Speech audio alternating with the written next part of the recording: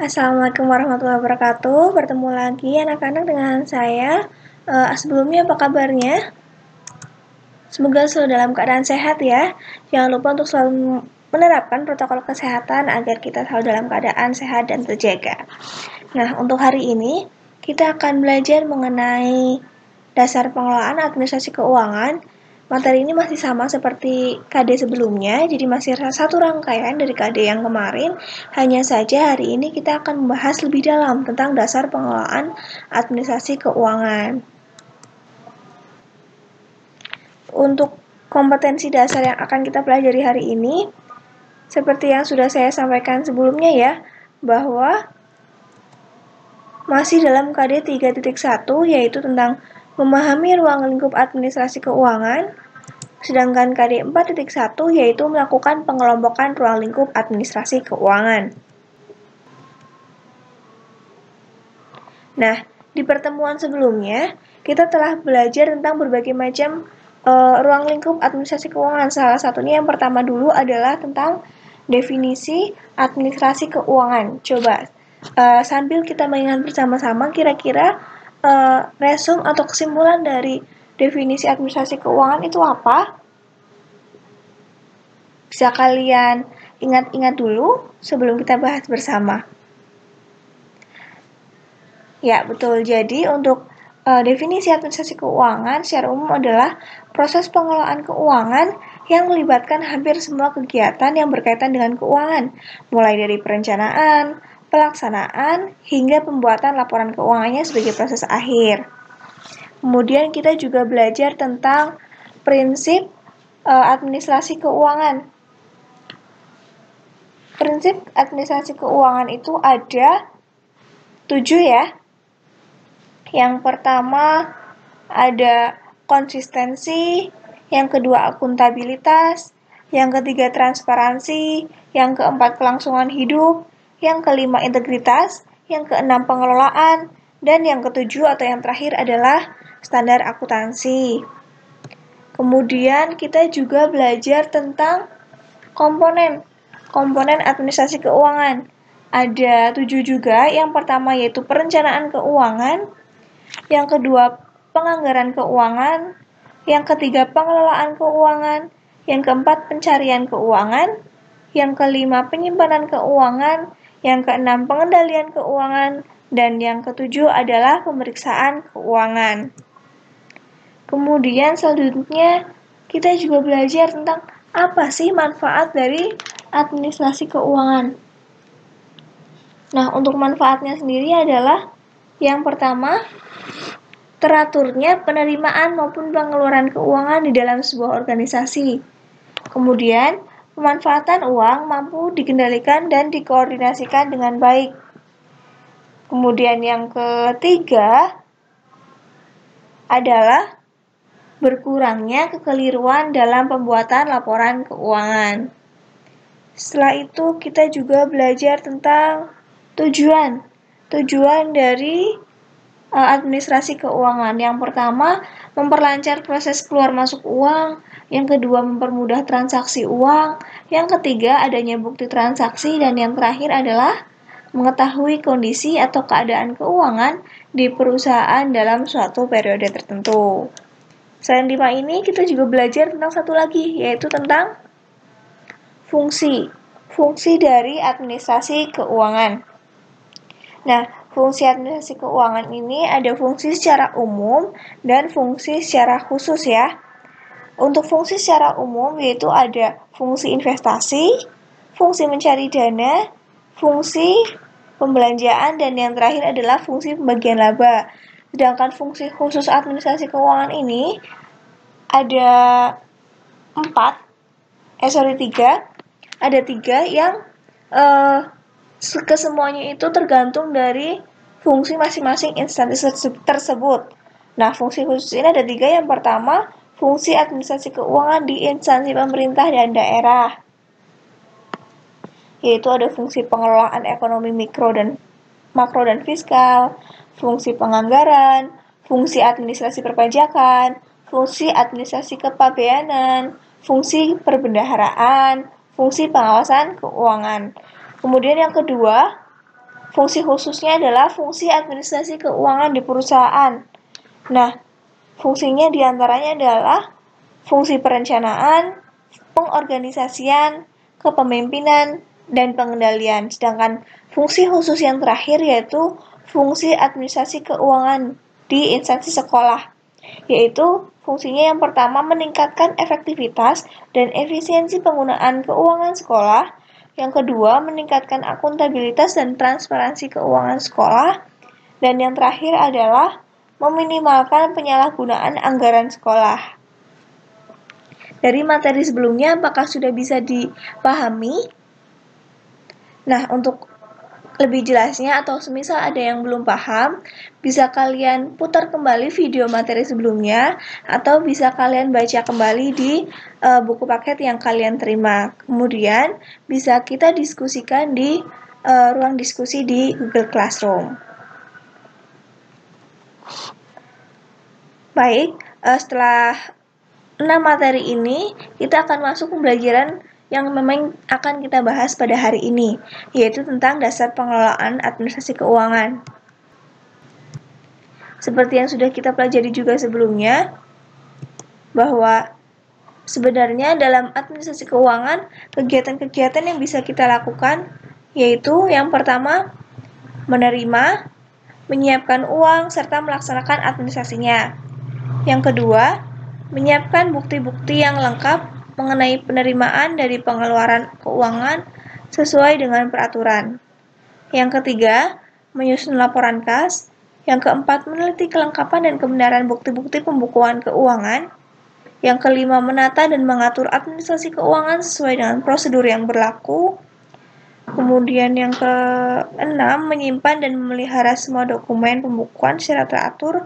Dan yang terakhir adalah menyiapkan serta menata keuangan berupa neraca perhitungan laba atau rugi lengkap dengan penjelasan atau lampirannya. Nah, sekarang kita akan coba perinci satu persatu dari kesekian banyak dasar pengelolaannya ya.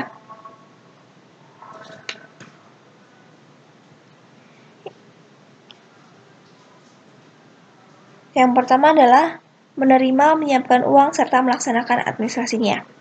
Nah, misal kita analogikan dalam sebuah kantor, untuk tugas yang pertama menerima, menyiapkan uang, dan serta melaksanakan administrasinya. Misal, si A atau kalian menjadi seorang petugas admin keuangan di perusahaan. Kalian bertugas untuk menerima uang, maksudnya adalah menerima dana untuk operasional perusahaan, kemudian menyiapkan uang untuk misalnya dibutuhkan untuk pembiayaan kegiatan tertentu. Nah, di sini kalian berarti selain menerima dana, mempersiapkan uangnya untuk kegiatan tersebut serta melaksanakan administrasinya. Yaitu apa? Yaitu mempersiapkan misalnya laporan-laporannya, proposalnya, dan sebagainya, serta rancangan-rancangan anggarannya. Kemudian yang kedua, menyiapkan bukti-bukti yang lengkap mengenai penerimaan dari pengeluaran keuangan sesuai dengan peraturan. Jadi, sebagai seorang administrasi keuangan di perusahaan, baik kita menerima uang maupun mengeluarkan uang, harus ada bukti yang jelas, misalnya bukti penerimaan kas ataupun bukti pengeluaran kas. Bukti penerimaan kas, misal kita dapat uang dari mana, kita harus menuliskannya uang diterima sejumlah ini dari siapa. Kemudian bukti pengeluaran keuangan juga, serta misalnya kita membiayai suatu proyek 50 juta, berarti kita harus menerima bukti-bukti pembelian tersebut sesuai dengan besaran yang kita berikan, yaitu 50 juta beserta nota-nota yang diberikan toko-toko tersebut. Kemudian menyusun laporan kas. Hal ini berkaitan dengan kegiatan-kegiatan nomor 1 dan 2, yaitu kegiatan sebelumnya, yaitu mengelola kegiatan serta menerima penerimaan dan pengeluaran kas. Jadi nanti disusun biar ada laporan pertanggungjawabannya kepada pihak ketiga. Pihak ketiga itu siapa? Adalah pihak yang membiayai operasional perusahaan tersebut, yaitu si investor. Kemudian yang keempat, meneliti kelengkapan dan kebenaran bukti pembukuan keuangan. Tadi kan sudah disampaikan bahwa sebagai seorang administrasi keuangan, pada saat kita menyerahkan pembiayaan untuk suatu proyek, kita kan menerima bukti keuangannya ya, baik itu nota serta bukti penerimaan kas, pengeluaran kas. Nah, kita cek nih, bukti atau nota yang staf-staf kita berikan itu palsu atau tidak, karena berkaitan dengan integritas dan kesesuaian antara apa yang kita berikan dengan apa yang mereka laporkan. Jadi hal ini untuk meminimalisir kecurangan dan pemalsuan bukti keuangan. Kemudian yang selanjutnya, menata dan mengatur administrasi keuangan sesuai dengan prosedur yang berlaku.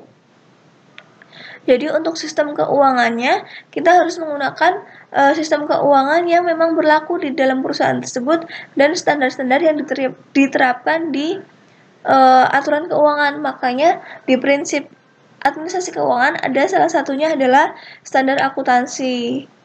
Kemudian selanjutnya, menyimpan dan memelihara semua dokumen pembukuan secara teratur. Jadi, selain tadi menerima, ada penerimaan kas, pengeluaran kas, nota-nota bukti pembelanjaan. Setelah diterima bukan berarti setelah diterima oh ya udah saya terima, kemudian tidak diurus, tidak seperti itu. Jadi setelah kita terima segala bukti yang diberikan kepada kita harus menyimpannya, dokumen-dokumen tersebut sesuai dengan aturan-aturan penyimpanan yang berlaku. Makanya ending dari pembelajaran ini nanti di kelas 12 kalian akan belajar tentang mengarsipkan serta melakukan pembukuan transaksi keuangan. Tujuannya apa? Tujuannya adalah yang pertama untuk meminimalisir penyalahgunaan keuangan. Jadi ada buktinya kita mengeluarkan uang berapa dan dilaporkan berapa. Yang kedua, menyimpan bukti-bukti transaksi keuangan apabila sewaktu-waktu dibutuhkan. Jadi kita bisa punya arsipnya. Karena untuk laporan keuangan, semisal periodenya sudah berakhir, bukan berarti kita tidak membutuhkannya lagi. Bisa di masa mendatang, misal 5 tahun ke depan, ternyata kita butuh arsip yang sekarang, atau pada saat ini kita butuh arsip laporan keuangan 5 tahun yang lalu, dan sebagainya. Nah, ini tugasnya atau fungsinya dari menyimpan bukti-bukti transaksi, agar ketika dibutuhkan di periode tertentu, kita bisa memilikinya atau membukanya lagi. Kemudian yang terakhir, menyiapkan serta menata keuangan berupa neraca perhitungan laba rugi lengkap dengan penjelasan atau lampirannya. Seperti yang kita tahu di awal kita sudah menerima penerimaan kas, pengeluaran kas, dan bukti-buktinya. Nah, sebagai seorang administrasi keuangan kita juga harus membuat laporan laba ruginya dari penerimaan uang berapa kita gunakan untuk proyek tertentu, apakah mendapatkan keuntungan, sebesar berapa keuntungan tersebut.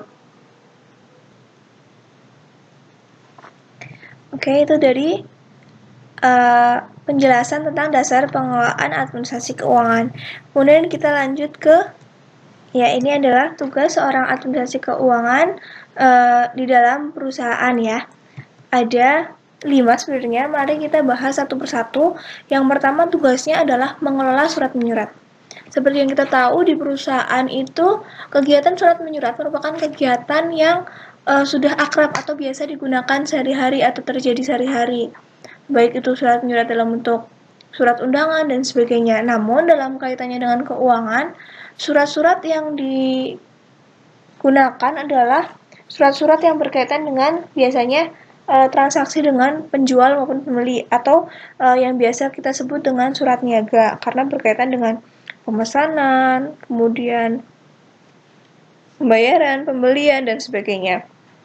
Nah, selain itu, selain menggunakan surat dagang, kegiatan surat menyurat juga menggunakan surat-surat yang berkaitan dengan dokumen surat berharga milik perusahaan, seperti dokumen kepemilikan kendaraan, kemudian sertifikat tanah dan bangunan atau gedung, polis asuransi, saham, obligasi, atau surat-surat jaminan lainnya. Nah, di sini jika kita sebagai seorang administrasi keuangan di perusahaan, kita harus bisa untuk mengelola surat-surat tersebut. Karena kalau kita tidak bisa, maka kaitannya dengan pemasukan dan penerimaan keuangan, kita nggak bisa membacanya.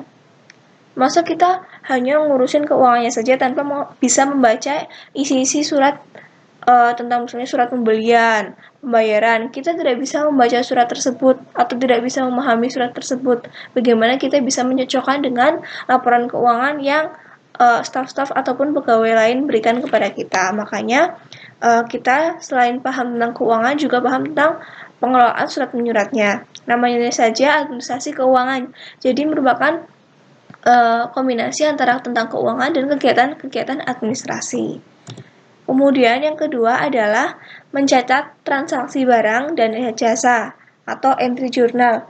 Hari ini berkaitan dengan kegiatan penerimaan dan pengeluaran kas. Makanya sebagai seorang administrasi keuangan, setiap kita melakukan kegiatan keuangan atau transaksi keuangan, kita harus mencatatnya, baik itu di buku besar, kemudian di kas kecil, dan sebagainya. Yang jelas kita harus melakukan pencatatan di setiap transaksi yang kita lakukan. Kemudian yang ketiga adalah melakukan perencanaan rekonsiliasi dan penutupan transaksi keuangan. Rekonsiliasi adalah penetapan pos-pos yang diperlukan untuk mencocokkan saldo masing-masing akun atau lebih yang saling terkait. Rekonsiliasi merupakan ikhtisar dari rincian akun-akun yang berbeda. Pencatatan transaksi keuangan ini diimplementasikan dalam bentuk laporan keuangan. Ada beberapa macam laporan keuangan dalam dunia usaha atau perusahaan. Di antaranya adalah laporan laba rugi, laporan neraca, laporan perubahan, laporan arus kas, dan sebagainya. Nah, laporan-laporan tersebut akan kalian pelajari di nanti semester 2. Kemudian, untuk yang keempat adalah melakukan pembayaran dan penagihan. Pembayaran dan penagihan ini selain membayar utang, menagih piutang, juga termasuk pula dalam tugas pembayaran pajak. Misalnya, dalam perjanjian tertentu atau perjanjian pembelian dengan faktur vendor ataupun berdasarkan laporan lainnya.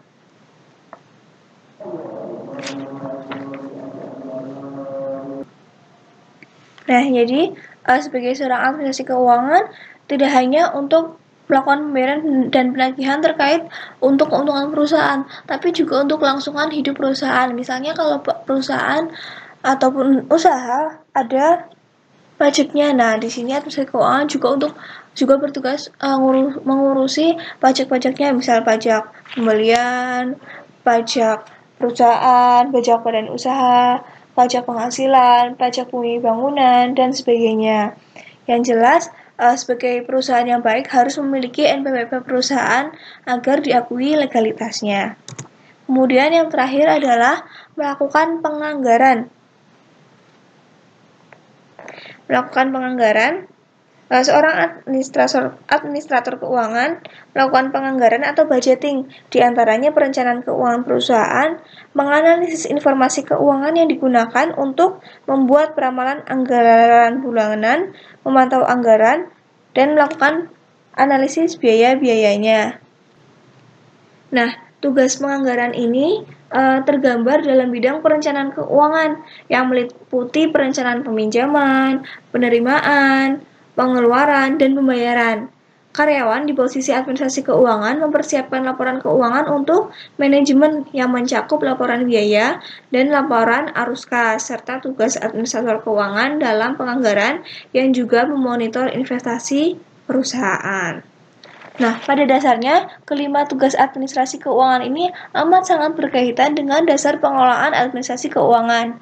Hanya saja, kalau tadi itu kita bahas tentang apa saja sih kegiatan-kegiatan di administrasi keuangan, kalau ini adalah apa saja tugas dari seorang administrasi keuangan. Dua materi yang berbeda, namun kedua materi tersebut saling berkaitan. Untuk materi sampai tugasnya, paham ya? Kalau sudah, kita akan lanjut ke materi yang yaitu tanggung jawab seorang administrasi keuangan. Pada dasarnya, tanggung jawab seorang administrasi keuangan secara inti adalah berkaitan atau bertugas untuk mengurus segala kegiatan yang berkaitan dengan administrasi keuangan perusahaan. Namun, kalau secara lebih rinci seperti apa sih? Nah, untuk seorang administrasi keuangan di perusahaan yang profesional, pasti orientasinya selain berorientasi pada analisis keuangan perusahaan, kemudian juga sudah pintar untuk mengatur dasar-dasar hukum untuk audit-audit keuangannya, kemudian misal tentang komputerisasinya dan sebagainya. Namun seorang administrasi keuangan juga bertanggung jawab untuk mengawasi operasi keuangan harian dan perencanaan keuangan jangka panjang. Pekerjaannya meliputi pengembangan proses, laporan, pedoman yang dibutuhkan untuk membangun dan menjaga keuangan perusahaan, serta koordinasi Departemen Keuangan Kepegawaian. Jadi nggak cuma ngurusin keluar masuknya uang, tapi juga bertugas untuk mengawasi gimana sih koordinasi masing-masing, misal masing-masing divisi dalam mengurusi keuangan di divisinya sudah baik atau belum. Kemudian juga ngurusin pelaporan-pelaporan yang masing-masing divisi lakukan sudah sesuai dengan SOP atau belum. Jadi nggak cuma ngurusin dirinya sendiri, tapi juga melakukan pengawasan di sub-sub divisi yang lain. Kemudian, yang selanjutnya adalah tanggung jawab dalam hal administrasi. Jelas namanya saja administrasi keuangan. Jadi, ada juga tanggung jawab untuk kegiatan administrasinya, yaitu terkait dengan misalnya SOP, kemudian pelaporan-pelaporan, tanggung jawab, dan kegiatan urusan persuratan seperti yang sudah disampaikan di materi sebelumnya. Kemudian yang ketiga adalah usaha mendapatkan dana. Kegiatan administrasi keuangan tidak hanya bertugas mencatat, membuat laporan, mengendalikan posisi kas, membayar tagihan, dan mencari dana, tetapi juga berhubungan dengan usaha-usaha mendapatkan dana perusahaan, serta usaha untuk menggunakan dan mengalokasikan dana tersebut secara efisien. Jadi, seperti materi yang di pertemuan sebelumnya, bahwa fungsi dari administrasi keuangan secara umum ada yang namanya fungsi mencari dana. Nah, itu merupakan tugas dari atau tanggung jawab seorang administrasi keuangan. Harus tahu kita butuh dana berapa untuk operasional perusahaan. Kita mau cari dana di mana, atau kira-kira investasi atau investor mana yang mau memberikan dananya untuk kegiatan operasional perusahaan kita, seperti itu. Nah, dari 3 kegiatan atau 3 tanggung jawab inti dari perusahaan ataupun tanggung jawab kegiatan administrasi keuangan ini, tujuan utamanya adalah menciptakan kekayaan perusahaan. Jadi bahkan lebih dari 3 hal tadi, seorang administrasi keuangan juga harus mampu menciptakan kekayaan perusahaan melalui kegiatan mencari sumber dana dan mengalokasikannya dengan baik. Berkaitan dengan itu, mengukur kinerja perusahaan dengan keuntungan saja tidak dapat menggambarkan kinerja yang sesungguhnya. Jadi untuk mengukur atau melihat kekayaan perusahaan nggak cuma dari nominalnya saja, tapi juga dia lihat dari faktor-faktor sebelumnya, misalnya modal yang mereka buat atau mereka ciptakan untuk menghasilkan keuntungan tersebut itu seberapa besar, sehingga bisa diketahui efektivitas ataupun return perusahaannya. Nah, untuk lebih jelasnya, saya mempunyai contoh kasus berikut ini. Ada 2 perusahaan, yaitu perusahaan A dan perusahaan B. Untuk perusahaan A, memiliki modal 100 juta dan menghasilkan keuntungan sebesar 25 juta. Berarti, return perusahaan A atau keuntungan yang diperoleh perusahaan A adalah sebesar 25%, yaitu 25 per 100 juta, betul? Kemudian sekarang perusahaan B memiliki modal sebesar 80 juta. Lebih sedikit ya dibandingkan dengan perusahaan A. Kemudian memiliki untung 20 juta. Terlihat memang lebih sedikit juga dibandingkan dengan perusahaan A. Namun kalau kita hitung return-nya,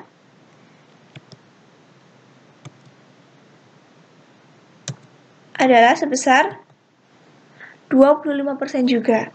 Nah, dari contoh ini, menurut kalian yang lebih efektif atau menghasilkan kinerja yang baik, perusahaan A atau perusahaan B? Kalau A, modal 100 juta, untung 25, returnnya 25. Perusahaan B, modal 80, untung 80, return 25. Kira-kira yang lebih memiliki kinerja lebih baik yang mana?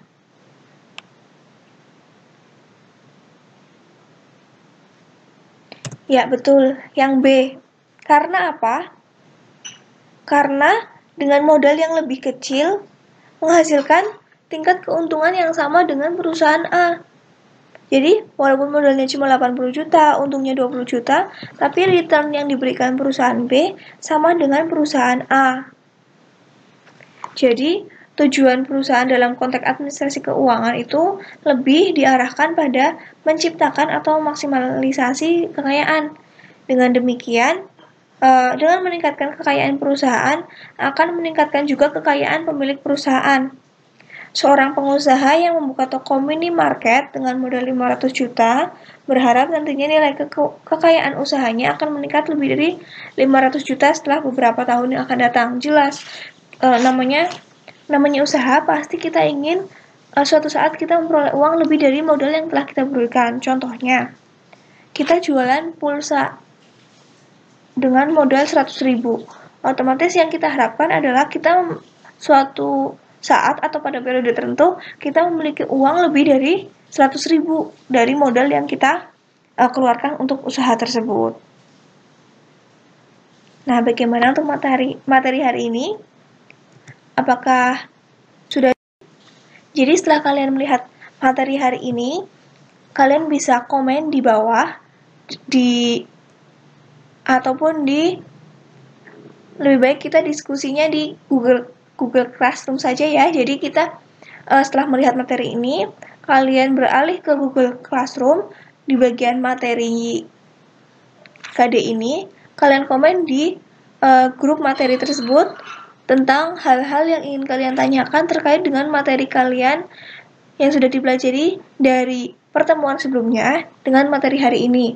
Nanti saya akan coba jawab dan kita diskusikan bersama-sama tentang pertanyaan-pertanyaan yang masih kalian belum pahami.